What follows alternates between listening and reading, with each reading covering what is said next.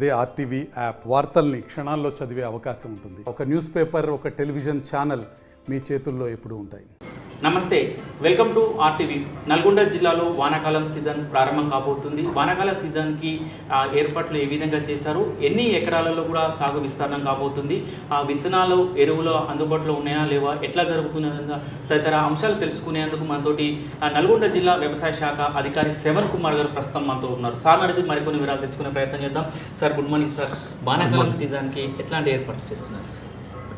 ఈ సంవత్సరం నల్గొండ జిల్లాలో 11,52,000 ఎకరాల్లో సాగు అంచనా ఇవ్వడం జరిగింది. దీంట్లో ప్రధానంగా వరి 5,20,000 ఎకరాలు, పత్తి 5,60,000 ఎకరాలు అంచనా వేయడం జరిగింది. మిగతా 4,000 ఎకరాలు కంది సాగు, అదేవిధంగా ఉద్యాన పంటలు, పండ్ల తోటలు అవన్నీ కూడా మనకి ఒక 60,000 ఎకరాల్లో ఉన్నాయి. మొత్తాన్ని కలిపి మనం 11,60,000 ఎకరాలకు అంచనా వేయడం జరిగింది. ఈ ఎరువులు, ముఖ్యంగా ఎరువులు విత్తనాలు కూడా ఎట్లా అందుబాటులో ఉన్నాయా సార్? ఎట్లా చర్యలు తీసుకుంటున్నారు? ప్రధానంగా మనకి ఇప్పుడు స్టార్టింగ్ మనకు పత్తితో స్టార్ట్ అవుతుంది. పొడి దిక్కులను కొంచెం పెట్టే అలవాటు ఉంది కాబట్టి దానికి అనుకూలంగా మే నెలలో మంచి వర్షాలు పడ్డాయి. ముందస్తుగానే ఏప్రిల్ నెలల్ని ఏఈఓల ద్వారా గ్రామ స్థాయి నుంచి రిపోర్ట్ తీసుకొని పత్తికి సంబంధించి సుమారుగా 14 లక్షల ప్యాకెట్లు అవసరమని అంచనా వేయటం జరిగింది. అదేవిధంగా వరికి సంబంధించిన క్వాంటిటీస్ కూడా రిక్వైర్మెంట్ ప్లాన్ చేసి కలెక్టర్ ద్వారా ప్రభుత్వానికి పంపేయడం జరిగింది. దానికి అనుకూలంగా పత్తిని ముందస్తుగానే మే నెలనే మనం జిల్లాలో అందుబాటులో పెట్టడం జరిగింది. సుమారుగా ఈరోజు వరకు 9 లక్షల ప్యాకెట్లు జిల్లాలకి రావడం జరిగింది. 5 లక్షల ప్యాకెట్లు రైతులు కూడా కొనుగోలు చేసి విత్తనాలు కూడా వేయటం జరిగింది. కొన్ని నల్గొండ జిల్లాలో నకిలీ విత్తనాలు ఎక్కువగా గత సంవత్సరం చూసాం, అంతకుముందు ప్రభుత్వం సంవత్సరం కూడా చూసినాం. నకిలీ విత్తనాలు ఎక్కువ వస్తున్నాయి. ఈ సంవత్సరం కూడా నకిలీ విత్తనాలను అరికట్టడానికి ఎలాంటి చర్యలు మొదలుపెట్టారు సార్? ప్రధానంగా మనది రాష్ట్రంలోనే హైయెస్ట్ పత్తి సాగు చేసే జిల్లా కాబట్టి గత సంవత్సరం 3-4 సంవత్సరాలకు జరిగిన పత్తి నకిలీ విత్తనాలు కానివ్వండి, లూజ్ విత్తనాలు కానివ్వండి, వాళ్ళందరికి సంబంధించిన ముందస్తుగానే ఏప్రిల్ నెలలోనే ఒక వాళ్ళని డేటా తీసుకోవడం జరిగింది. గౌరవ జిల్లా కలెక్టర్ గారు మరి ఎస్పీ గారి ఆధ్వర్యంలో వాళ్ళందరినీ కూడా ముందస్తుగానే జిల్లాలో ఎక్కడ ఉన్నారా అనేది నిఘా పెట్టడం జరిగింది. వాళ్ళు ఎవరు కూడా జిల్లాలో లేరు. అదేవిధంగా రైతులందరినీ కూడా ముందస్తుగా చైతన్యపరిచేందుకు గాను ఏఈఓల ద్వారా గ్రామ స్థాయిలో పత్తి కొనుగోలు సమయంలో రైతులు తీసుకోవాల్సిన జాగ్రత్తల మీద విస్తృతంగా మనము మే నెలలో ప్రతి గ్రామంలో చేయడం జరిగింది. ప్రతి డీలర్ షాప్లో బ్యానర్స్ పెట్టడం జరిగింది.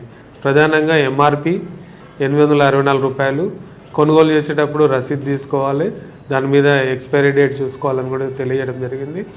ప్రతి షాప్ ముందు వాళ్ళ షాప్ పేరు కంటే ప్రధానంగా పత్తి విత్తనాల ధర ఒకటి డిస్ప్లే చేయడం జరిగింది. లూజు విత్తనాలు కొనకూడదు, ప్యాకెట్ లేబుల్ ఉన్న పత్తి విత్తనాలు కొనుగోలు చేయాలని చెప్పేసి గ్రామాలలో ప్రచారం చేయడం జరిగింది. అదేవిధంగా అన్ని మీడియాల ద్వారా కూడా మనము ముందస్తుగానే రైతులందరూ కూడా తెలియజేయడం జరిగింది. ఈ క్రమంలో జిల్లాలో శాలిగౌరవరం మండలం కేంద్రంలో, తర్వాత మిర్యాలగూడ సెంటర్లో మనము నకిలీ విత్తనాలు, లూజ్ విత్తనాలు పట్టుకోవడం జరిగింది. వాటి మీద ఇమీడియట్గా కేసులు నమోదు చేయడం జరిగింది. ముఖ్యంగా మొన్న నల్గొండ జిల్లా కలెక్టర్ మీరు కూడా ఎరువుల షాప్లోకి వెళ్ళి కూడా చెక్ చేసిన పరిస్థితి ఉంది సార్. అక్కడ అందులో ఏమైనా నకిలీ విత్తనాలు కానీ నకిలీ ఏమైనా దొరికాయా సార్? ఇది కలెక్టర్ గారు కూడా అది సర్ప్రైజ్గా తను ఎవరికి సమాచారం ఇవ్వకుండా అసలు ఏ విధంగా జిల్లాలో డీలర్స్ విక్రయాలు జరుగుతున్నాయనే సడన్ తనిఖీ చేయడం జరిగింది. తనిఖీలో భాగంగా క్షుణ్ణంగా ఎన్ని కంపెనీల విత్తనాలు అనుమతి ఉన్నాయి, వాటికి గల ఇన్వాయిస్లు కానివ్వండి, వీళ్ళు ఎక్కడి నుంచి తెచ్చుకున్నారు, అక్కడ ఉన్న కంపెనీకి అనుమతులు ఉన్నాయా, ఈ అనుమతులన్నీ ప్రభుత్వం సంబంధించినవి ఏమైనా ట్యాంపర్ చేశారా, ఏమన్నా కంపెనీ రూపంలో నకిలీ పెట్టారా అనేది డీటెయిల్గా చూడటం జరిగింది. తనిఖీలో భాగంగా అన్నీ కూడా సక్రమమైన కంపెనీ నుంచి వచ్చినవి ఉన్నాయి, అవన్నీ కూడా వెరిఫై చేయడం జరిగింది. ఎంత అవగాహన ఏర్పరిచినా కూడా, అవగాహన కల్పించినా కూడా అక్కడ ఇక్కడ మాత్రం నకిలీ విత్తనాలు వస్తున్నాయి, రైతులు ఇబ్బంది పడుతున్న పరిస్థితి కూడా కనపడుతుంది. మనం తర్వాత చూస్తున్నాం. ఈ ముఖ్యంగా వీటన్నిటిని అరికట్టడానికి రైతులకు మీరు ఇవ్వాల్సిన సూచనలు ఏంటి సార్? ప్రధానంగా ఎంత చేసినా కూడా ప్రతి గ్రామంలో కానివ్వండి, కొన్ని కేంద్రాలలో ఈ దళారుల రూపంలో రైతుల పేరు చెప్పుకొని కొంత ఏదైతే జిన్నింగ్ మిల్స్ దగ్గర ఉన్న సీడ్ కానివ్వండి, మనకి ఆంధ్ర ప్రాంతంలో ఉన్నటువంటి పక్కన కొన్ని జిల్లాలు ఉన్నాయి ఆంధ్రాకు సంబంధించి, అక్కడి నుంచి లూజ్ సీడ్ గతంలో వచ్చే అలవాటు ఉండే. అయితే మేము రైతులకి అందరికీ కూడా విజ్ఞప్తి చేసేది ఏంటంటే, ప్రధానంగా ఎటువంటి పత్తి విత్తనాలు అన్నప్పుడు ఖచ్చితంగా ప్రభుత్వ అనుమతి ఇచ్చిన దగ్గరనే కొనాలి, లైసెన్స్డ్ ధృవీకరించిన సీడ్ డీలర్ దగ్గరనే కొనాలి. ఖచ్చితంగా కొనేటప్పుడు ఆల్రెడీ చెప్పాము, ఎంఆర్పి ఉంటుంది, తర్వాత ప్యాకెట్ ఉంటుంది, కంపెనీ ఉంటుంది, ప్రొడ్యూసర్ ఉంటుంది, అన్నీ కూడా బోల్గార్డ్ టెక్నాలజీ 2 BT2కి సంబంధించిన విత్తనాలే. కాబట్టి రైతులందరినీ కూడా డీలర్ షాప్లో కొనుగోలు చేయమంటున్నాం. ముఖ్యంగా గ్రామీణ స్థాయిలో రైతు వేదికల దగ్గర వ్యవసాయ విస్తరణ అధికారి ఉన్నారు. ప్రతి 5,000 ఎకరాలకి ఒక వ్యవసాయ విస్తరణ అధికారి. ప్రతి రైతుకు కూడా ఆల్రెడీ అనుసంధానంగా ఉన్నారు వివిధ రకాల పథకాల అమల్లో ఏఈఓ. కాబట్టి ఏ చిన్న సమస్య ఉన్నా ఏఈఓ దృష్టికి తీసుకెళ్ళొచ్చు, అదేవిధంగా మండల వ్యవసాయాధికారి దృష్టికి తీసుకెళ్ళొచ్చు. డివిజన్ స్థాయిలో ఏడీఏ ఉంటారు, జిల్లా స్థాయిలో జాయింట్ డైరెక్టర్ ఉంటారు. కాబట్టి రైతుకి మేము టోల్ ఫ్రీ నెంబర్ కూడా ఇవ్వడం జరిగింది. ఈ జిల్లాలో ప్రత్యేకంగా కలెక్టర్ గారి ఆదేశాలతో మనము మే నెలనే ఒక టోల్ ఫ్రీ నెంబర్ ఇచ్చాము. ఏ రైతుకు సమస్య ఉన్నా కూడా ఆ టోల్ ఫ్రీ ద్వారా మాకు ఫిర్యాదు చేసినట్లయితే వాళ్ళ మీద ఖచ్చితంగా నిఘా పెడతాము. ఆ సందర్భంలో దొరికినట్లయితే ఇమీడియట్గా 420 కేసు పెట్టడము, పీడీ యాక్ట్ పెట్టే విధంగా కూడా జిల్లా కలెక్టర్ గారు, ఎస్పీ గారు ఆదేశాలు ఇవ్వడం జరిగింది. వానాకాలం సీజన్ సాగు ఎన్ని హెక్టార్లు కూడా మీరు అంచనా వేశారు? అంచనాకు తక్కువ ఎట్లా ఉండబోతుంది? పోయినసారి కొద్దిగా అంటే మేము గత సంవత్సరం ప్రత్యేక పరిస్థితుల్లో జిల్లాలో ఉన్నాయి. మనకు ప్రధానమైన ఇరిగేషన్ సోర్స్ అనేది నాగార్జున సాగర్ ప్రాజెక్ట్ నుంచి మనకి ప్రధాన ఆయకట్టు ఉంది. తర్వాత మూసి కింద కొంత ఆయకట్టు ఉంది, ఏఎంఆర్పి కింద ఉంది, డిండి కింద ఉంది. ఈ ప్రధానంగా 4 ఉన్నాయి. 4గిట్లో నాగార్జున సాగర్ ప్రాజెక్ట్ కింద గత సంవత్సరం వానాకాలం కానివ్వండి, యాసంగి కానివ్వండి, 2 పంటలకు కూడా ఇరిగేషన్ అధికారులు వాటర్ ఇవ్వలేదు. కాబట్టి ముందస్తుగానే రైతులకు తెలియజేయటం వల్ల రైతులు స్వతహాగా కొంత 1,00,000 ఎకరాల వరకు వరి సాగు ఎన్ఎస్పి కింద సాగు చేయలేదు. ఈ సంవత్సరం కొద్దిగా వర్షాలు ముందస్తుగా కురియటం వలన ఒక వరి సాగు గత సంవత్సరం 4,40,000 అయితే ఈ సంవత్సరం అదనంగా 1,00,000 ఎకరాలు సాధారణ సాగు అవుతుందని అంచనా వేయడం జరిగింది. మూసి కింద గత సంవత్సరం మంచిగానే వచ్చిన 40,000 ఎకరాలకు ఇరిగేషన్ వాటర్ వచ్చింది, 2 పంటలకు కూడా వచ్చింది. ఇట్లా ప్రాజెక్ట్స్ కింద చూసుకుంటూ, అదే బోర్ల కింద సాగు చూసుకుంటూ రైతులందరినీ కూడా చైతన్యపరుస్తూ ఇరిగేషన్ షెడ్యూల్ని బట్టి పంటల సాగు వెళ్ళే విధంగా ప్రణాళిక చేయడం జరిగింది. చివరి సార్, ఎరువులకు సంబంధించి కూడా ఎరువుల ఎట్లా ఉండబోతుంది? స్టాక్ ఉన్నదా? ప్రజెంట్ ఎరువుల మీద కూడా చాలా వస్తున్న పరిస్థితి కనపడుతుంది. క్యూ లైన్లో గట్ట వచ్చిన యూరియా దొరకని పరిస్థితి కూడా ఉంది, చాలా ఉన్న పరిస్థితి ఉంది. ఎట్లా ఉండబోతుంది ఈసారి? ఎరువుల మీద కూడా గత సంవత్సరం నల్గొండ జిల్లాలో ఒక సెప్టెంబర్ నెలలో కొంత తాత్కాలికంగా ఇబ్బంది జరిగింది. అన్నీ ఉన్నా కూడా కొంత రిపోర్టింగ్లో ఇబ్బంది వల్ల రైతులకి 1-2 రోజులు క్యూలో నిలబడే సందర్భాలు వచ్చినాయి. కానీ ఈ సంవత్సరం అవన్నీ దృష్టిలో పెట్టుకొని ఏ రోజు ఆ రోజు వ్యవసాయ అధికారులు తమ మండలంలో ఉన్నటువంటి పిఎస్సిఎస్ కానివ్వండి, ఏఆర్ఎస్కే కానివ్వండి, ప్రైవేటు ఎరువుల విక్రయ లైసెన్స్ దగ్గర కానివ్వండి, నిల్వలు ఏ రోజు నిల్వలు ఆ రోజు మాకు daily stock report, stock availability వస్తుంది. సో ఆ విధంగా ప్రతిరోజు ఏ మండలంలో ఎంత ఎరువులు అమ్మకాలైనాయి, ఎంత వచ్చినాయి, ఇంకా రేపటికి ఎంత బ్యాలెన్స్ ఉందనేది క్షుణ్ణంగా డైలీగా మనం మానిటర్ చేస్తున్నాం. ఇప్పుడు ఈరోజు ఈ సంవత్సరానికి మనం చూసుకున్నట్లయితే గత 4 సంవత్సరాల వాడకంలో ప్రధానంగా యూరియా చూసుకున్నట్లయితే యావరేజ్గా 75,000 మెట్రిక్ టన్నుల అవసరం అనేది సెప్టెంబర్ నెల వరకు అనే ఒక అంచనా రాష్ట్ర ప్రభుత్వం మాకు ఇవ్వటం జరిగింది. దానికి అనుకూలంగా జిల్లాలో ఈరోజు జూన్ మొదటి వారంలోనే మనకి 58,000 మెట్రిక్ టన్నుల యూరియా నిల్వ వచ్చింది.